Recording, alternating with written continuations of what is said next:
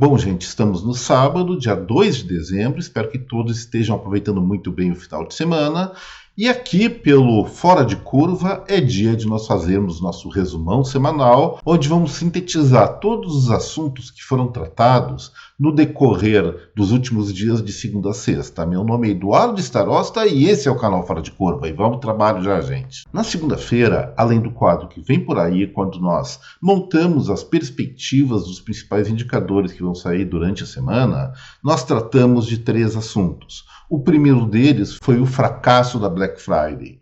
Por que será que essa data tão importante para o consumo norte-americano e recentemente aqui no Brasil foi tão ruim? E aí enumeramos alguns motivos, sendo que o principal deles é que o comércio eletrônico, especialmente as grandes redes, se acostumaram a trabalhar com descontos falsos. Algumas semanas antes do evento sobem os preços para reduzir depois, só que o consumidor já está mais calejado em relação a isso e tem vários portais onde é possível fazer consulta da evolução dos preços dos produtos ofertados e aí vê que o desconto não é tão grande assim ou nem existe, acabando por minar, por dinamitar a credibilidade dessa importante, que seria uma importantíssima data para o consumo brasileiro, especialmente de produtos que estariam saindo de linha, mas que acabou sendo desmoralizada por muitas grandes redes, especialmente da internet. Outros fatores é desaceleração da atividade econômica e um maior conservadorismo do consumidor diante de perspectivas econômicas não tão otimistas assim. Também abordamos na segunda-feira sobre uma tentativa que o governo federal está fazendo de permitir com que o BNDES volte a financiar projetos de empresa brasileira no exterior. E daí nós lembramos o que aconteceu alguns anos atrás, na década passada, com essa prática. Muita obra de infraestrutura feita, especialmente em Cuba e na Venezuela, que não foram pagos, também alguns empréstimos na África, onde não raras vezes se descobriu desvio de dinheiro a título de propina. E parece que o governo atual, não parece, é verdade, e o governo atual quer novamente abrir essa torneira, essa enorme torneira de desvio de dinheiro público. Isso aí seria uma coisa muito ruim para o Brasil, caso efetivamente aconteça, especialmente para nós que pagamos impostos. E finalmente eu fiz um rápido comentário a respeito do crescimento de 0,1%, ou seja, 1 milésimo, no que se refere à arrecadação federal de impostos.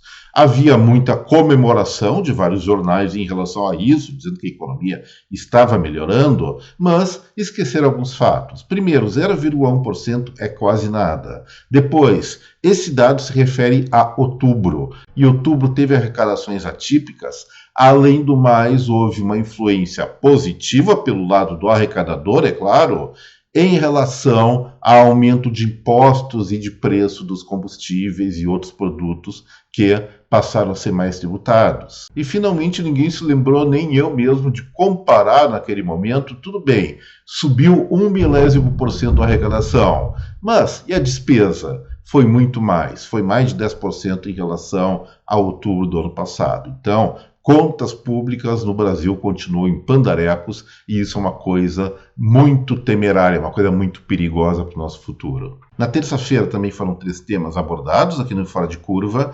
começando pelo IPCA-15, a prévia da inflação oficial do Brasil, que mediu os preços entre 15 de outubro e 15 de novembro. O resultado foi um pouco além do esperado, de 0,31%, mas nesse caso nada que assuste. O efeito de alta inflacionária esteve concentrado basicamente em 2 fatores. Primeiro, preço dos alimentos, provavelmente muito em função das instabilidades climáticas que ocorreram, especialmente no sul, sudeste e região norte, onde os hortifrutigranjeiros e outros produtos agrícolas, que eu chamo de ciclo curto, tiveram frustração de safra em função exatamente da instabilidade climática.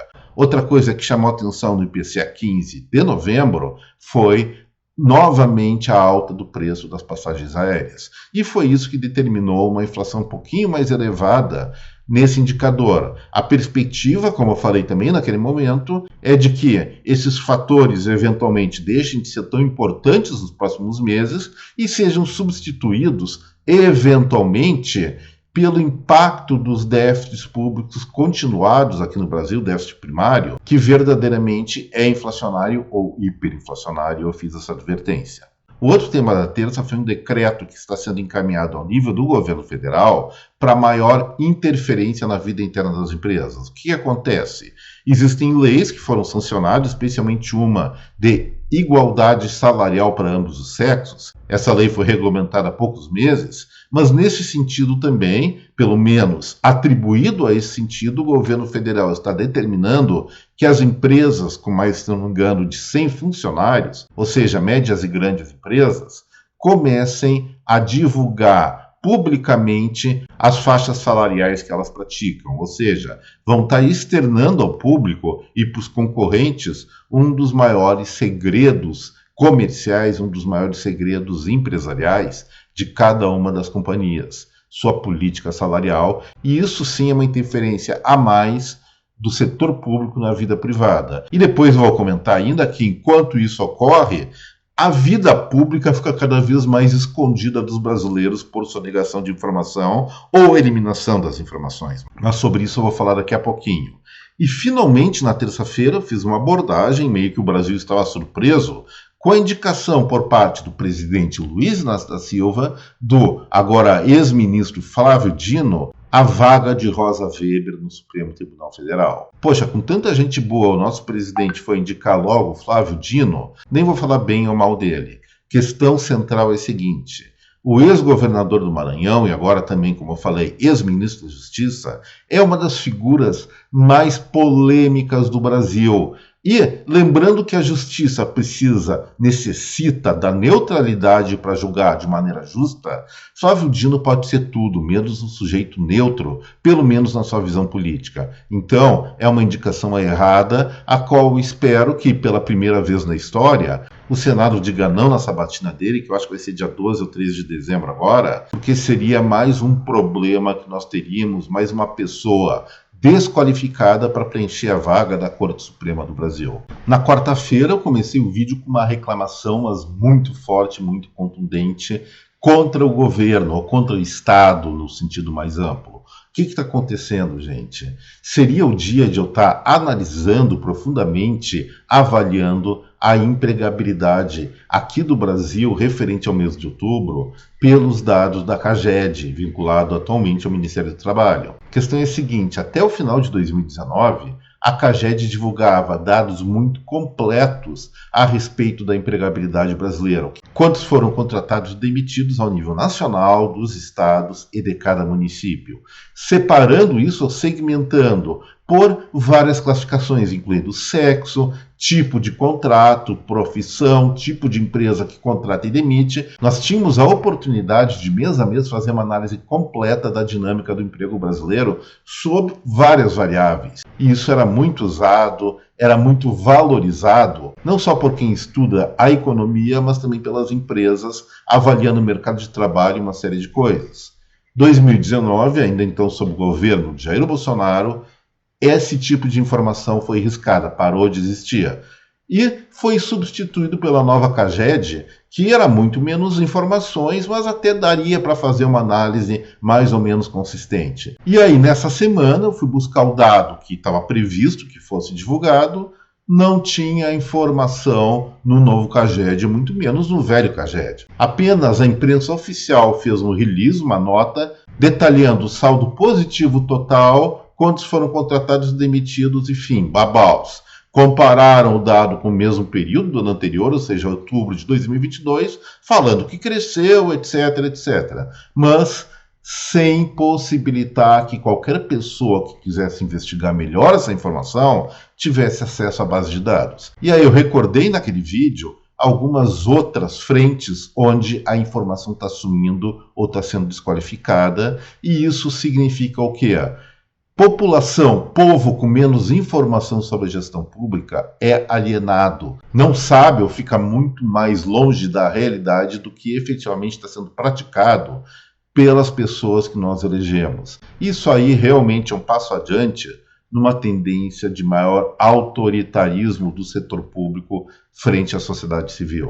Também comentei naquela quarta-feira a respeito de uma pesquisa feita, o exame PISA, onde colocam os brasileiros de 15 a 16 anos dentre os povos que menos leem no mundo. E comparei com outros países como Chile, como Dinamarca, enfim, o Brasil é um dos que menos lê, inclusive aqui na América Latina. E isso compromete, sim, a qualificação das pessoas que vão entrar no mercado de trabalho no futuro, ou como empreendedores ou até como trabalhadores. Gente, qualificação é fundamental. Aí resolveram distribuir culpas, só que não apontaram o essencial. O nosso ensino aqui no nosso país é uma senhora porcaria, tanto no ensino fundamental como no médio. Enquanto não se resolver isso, nosso país, o Brasil, está condenado a permanecer no atraso competitivo, no atraso educacional, no atraso cultural, e realmente é uma pena. E, finalmente, na quarta-feira, eu comentei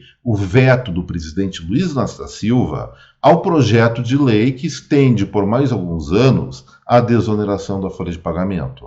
A expectativa, existe boas chances que o Congresso Nacional derrube esse veto, que seria uma coisa muito positiva, porque caso isso não aconteça, vai se perder provavelmente muito, mas muito emprego aqui no Brasil. Estou falando eventualmente na casa dos milhões, porque os segmentos, as empresas beneficiadas com essa desoneração não é não pagar imposto, é pagar imposto sobre uma outra base tributária, não sobre a folha de pagamento, mas sim sobre o faturamento das empresas, receita bruta. E se esse veto não for derrubado pelo Congresso Nacional, muito provavelmente várias grandes empresas que estão prestando serviço ou fabricando produtos aqui no Brasil vão olhar para os países vizinhos como Uruguai, Paraguai e Argentina e migrar para lá por condições competitivas muito melhores. Então, se não houver a prorrogação dessa desoneração salarial, simplesmente o desemprego aqui no Brasil, especialmente naqueles segmentos intensivos em mão de obra, vai aumentar, vai crescer de uma maneira absurda.